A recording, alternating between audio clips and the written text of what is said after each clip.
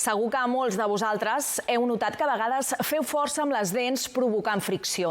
És el que coneixem com a bruxisme i és cada cop més freqüent. L'estrès i l'ansietat són les principals causes. Els casos no han parat de créixer des de la pandèmia. El 2019 ho patia el 6% de la població espanyola i ara es calcula que ho pateix el 30%. Mal de cap, oïdes i tensió a les galtes són els principals símptomes que ens han d'alertar que podem patir bruxisme, però sovint no ho relacionem amb aquesta afecció.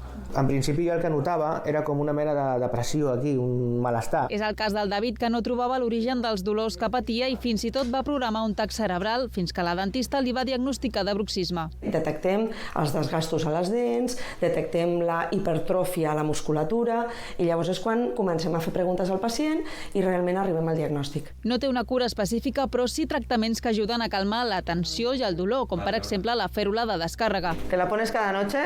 Sí. Seguro, eh? La fèrula el que farà és protegir les dents i col·locar l'articulació en una posició còmoda perquè d'alguna manera aliviï la sintomatologia i ajudi a millorar. Afecta sobretot adults entre els 20 i els 50 anys i pot presentar-se de dia o de nit.